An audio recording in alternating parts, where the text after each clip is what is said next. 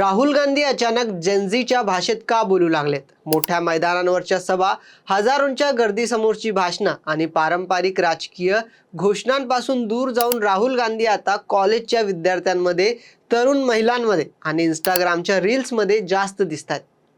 स्पर्धा परीक्षांचा ताण, पेपर फुटी, बेरोजगारी, करिअरची अनिश्चितता, workplace culture, safety, mental health आणि पर्सनल फ्रीडम यांसारखे विषय राहुल गांधींच्या राजकीय संवादाच्या केंद्रस्थानी का येतात?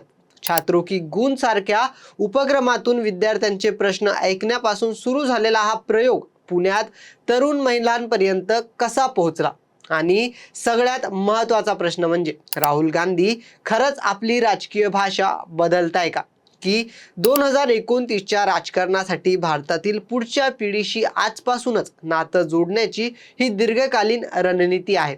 कारण जेनझीला फक्त भाषण ऐकायचं नाही, त्यांना आपला प्रश्न कुणीतरी ऐकावं असं वाटतं. आणि राहुल गांधींच्या अलीकडच्या राजकीय हालचाली पाहिल्या तर कदाचित त्यांनी हाच बदल ओळखायला सुरुवात केली आहे. भारतीय राजकारणात तरुण मतदार नवा नाही, पण तरुणांशी संवाद साधण्याची पद्धत मात्र बदलते. पूर्वी नेत्यांसाठी तरुण म्हणजे मोठ्या रॅलीतील गर्दी, युवा मोर्चाची सभा आणि एखाद्या कॉलेजमधलं भाषण.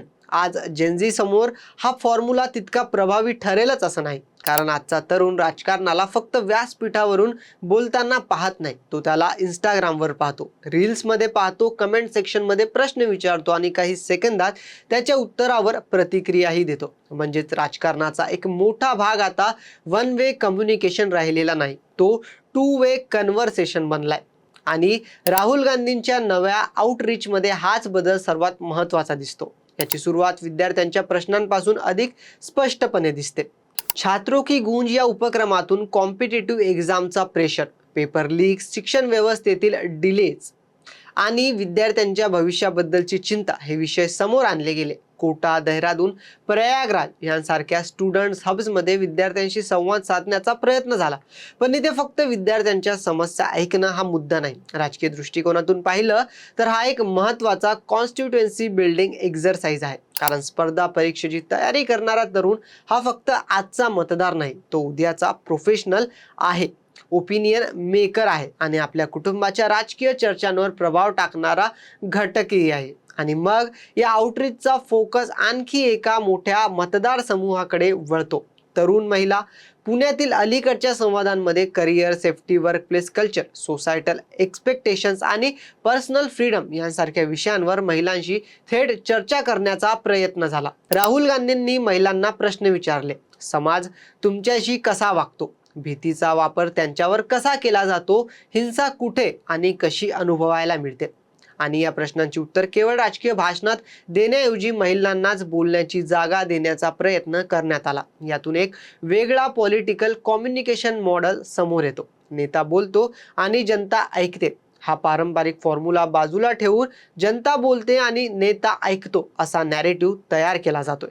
महिलांकडून आलेल्या अनुभवांमध्ये कंट्रोलला केअर म्हणून सादर करणं, लवकर लग्नाचा दबाव, पॅट्रिआर्की, मॉरल पॉलिसिंग आणि सेफ्टीची चिंता, तसेच मेडिकल फॅसिलिटीचा अभाव आणि स्वतःच्या चॉईसवर असलेली बंधनं अशा मुद्द्यांचा उल्लेख झाला. आता या सगळ्या प्रश्नांवर राजकीय पक्षांची मतं वेगळी असू शकतात, पण राहुल गांधीच्या रणनीतीसाठी महत्त्वाचं काय आहे? तर मी तुमच्यासाठी बोलतोय यापेक्षा मी तुमचं ऐकतोय हा संदेश. आणि जेनझीच्या बाबतीत ही गोष्ट आणखीन महत्त्वाची ठरते. कारण जेनझीला लेक्चर नको आहेत, त्याला कन्व्हर्सेशन हवी आहे. त्याला घोषणापत्रातील मोठमोठे शब्द नको असतात. त्याच्या आयुष्यातल्या प्रॅक्टिकल प्रॉब्लेम्सवर कुणीतरी बोलावं असं त्याला वाटत असतं. परीक्षा आहे पण नोकरी मिळेल का? डिग्री आहे पण करिअर सिक्युअर आहे का? सोशल मीडियावर फ्रीडम आहे पण ऑफलाईन लाईफमध्ये किती फ्रीडम आहे? महिलांसाठी एज्युकेशन आहे पण वर्कप्लेस किती सुरक्षित आहेत? गिग इकॉनॉमीमध्ये काम आहे पण इन्कम किती स्थिर आहे? मेंटल हेल्थबद्दल बोलतोय पण त्यावर सपोर्ट सिस्टीम कुठं आहे? हे प्रश्न पारंपरिक राजकीय भाषणात एका दोन वाक्यात संपतात, पण राहुल गांधींच्या नव्या आउटरीचमध्ये हेच प्रश्न कन्व्हर्सेशनचा विषय बनण्याचा प्रयत्न दिसतो. आता यामध्ये डिजिटल स्ट्रॅटेजीचा भागही तितकाच महत्त्वाचा आहे. इंस्टाग्राम सारख्या प्लॅटफॉर्मवर मोठं भाषण देऊन काही मिनिटं बोलण्यापेक्षा quick conversation and honours reels, informal interactions आणि थेट प्रश्नोत्तराचा वापर केला जातोय. म्हणजे राहुल गांधींचा डिजिटल पर्सोना हा फक्त पॉलिटिशियनचा नसून कन्व्हर्सेशनल पॉलिटिशियनचा बनण्याचा प्रयत्न आहे. आणि हा बदल राजकीय दृष्ट्या महत्वाचा आहे, कारण सोशल मीडिया जनरेशनमध्ये नेत्याची इमेज ही फक्त त्याच्या भाषणातून तयार होते असं नाही. त्याची body language, spontaneity, humour, reaction आणि एखाद्या अनपेक्षित प्रश्नाला दिलेलं उत्तर सुद्धा त्याच्या इमेजचा भाग बनतं. राहुल गांधींनी गेल्या काही काळात या स्पेसमध्ये प्रयोग केले आहेत.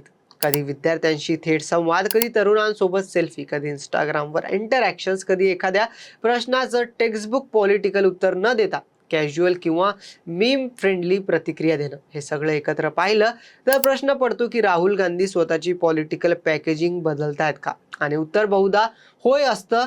पण इथे एक महत्वाचा राजकीय धोका देखील आहे. जेनझीला फेक कंटेंट पटकन ओळखता येतो. सोशल मीडिया जनरेशनला स्टेज इंटरॅक्शन आणि जेन्युइन कन्व्हर्सेशन मधला फरक जाणवतो. त्यामुळे फक्त रील्स बनवल्या, काही कॉलेज इंटरॅक्शन्स केले किंवा इंस्टाग्रामवर ऍक्टिव्ह झाले म्हणून तरुण मतदार आपोआप एखाद्या पक्षाच्या मागे उभा राहील असं नाही. संवादानंतर डिलिव्हरी लागतेच, प्रश्न ऐकल्यानंतर पॉलिसी लागतेच आणि पॉलिसी नंतर परिणामही लागतो. त्यामुळे राहुल गांधींच्या या मिशनची खरी परीक्षा कॅमेरासमोर नाही, ती कॅमेरा बंद झाल्यानंतर होणार आहे. पण तरीही या रणनीतीकडे दुर्लक्षित करता येणार नाही, कारण राजकारणात परसेप्शन बदलण्यासाठी सुरुवातीला पॉलिसीमध्ये कन्व्हर्सेशनल महत्वाचं ठरतं. एखादा नेता तरुणांच्या भाषेत त्यांच्याशी बोलतो, त्यांच्या रोजच्या अडचणी समजून घेतो आणि त्यांच्या अनुभवांना राजकीय चर्चेचा भाग बनवतो, तर हळूहळू त्यांच्याबद्दलची इमेज बदलू शकते. आणि कदाचित राहुल गांधीचा सध्याचा प्रयोग हाच दिशेने आहे. एकेकाळी राहुल गांधींच्या राजकारणावर टीका करताना त्यांना ट्रेडिशनल पॉलिटिकल लीडरच्या चौकटीत पाहिलं जायचं, पण आता ते स्वतःला एका वेगळ्या पद्धतीने पॉलिश करताना दिसत आहे, विशेषतः तरुण आणि महिलांच्या प्रश्नांवर. म्हणजेच राहुल गांधी फक्त विरोधक म्हणून सरकारवर टीका करण्यापेक्षा स्वतःचा एक सोशल पॉलिटिकल कॉन्व्हर्सेशन स्पेस तयार करण्याचा प्रयत्न करत आहेत. याचा सर्वात मोठा फायदा काय होऊ शकतो? आजच्या मतदाराला फक्त आयडिओलॉजीवर बांधून ठेवणं कठीण होत चाललं आहे. त्याला एम्प्लॉयमेंट हवं आहे, डिग्निटी हवी आहे, सेफ्टी हवी आहे, फ्रीडम हवंय आणि भविष्याबद्दल सर्टन्टी हवी आहे. त्यामुळे तो नेता या रोजच्या प्रश्नांना राजकीय भाषेत कन्वर्ट करू शकतो. तोच नेता तरुणांच्या मनात जागा निर्माण करू शकतो. आणि म्हणूनच राहुल गांधींचं मिशन जेनझी हे केवळ इंस्टाग्राम स्ट्रॅटेजी म्हणून पाहणं चुकीचं ठरेल. हा काँग्रेसच्या भविष्यातील मतदारांशी रिलेशनशिप बिल्डिंगचा प्रयत्नही असू शकतो, कारण आजच्या तरुणाला तुमची घोषणा आठवेलच असं नाही, पण त्याने तुमच्यासमोर मांडलेली स्वतःची समस्या तुम्ही ऐकली, त्याला उत्तर दिलं आणि त्याच्या अनुभवाला राजकीय महत्त्व दिलं, तर तो संवाद त्याच्या लक्षात राहू शकतो. आता हा प्रयोग मतांमध्ये किती बदल घडून आणतो हे काळच सांगेल. पण एक गोष्ट स्पष्ट आहे की भारतीय राजकारणात पुढची मोठी लढाई कदाचित फक्त रॅलीच्या ग्राउंडवर होणार नाही. ती कॉलेज कॅम्पसमध्ये होईल, इंस्टाग्रामच्या कमेंट सेक्शनमध्ये होईल, रील्समध्ये होईल, टाउन हॉलमध्ये होईल आणि सर्वात महत्त्वाचं म्हणजे तरुणांच्या रोजच्या आयुष्यातल्या प्रश्नांवर होईल. आणि जर राहुल गांधींनी खरंच ही भाषा पकडली असेल तर हे फक्त राहुल गांधींची इमेज मेक ओव्हर नाही, ही पुढच्या पिढीच्या मतदारांशी राजकीय नातं जोडण्याची सुरुवात देखील असू शकते. तरी या संपूर्ण प्रकरणावर आपलं मत काय हे आम्हाला कमेंटमध्ये नक्की कळवा. आणि व्हिडिओ आवडला असेल तर लाईक, शेअर आणि आमच्या यूट्यूब चॅनलला सबस्क्राईब जरूर करा.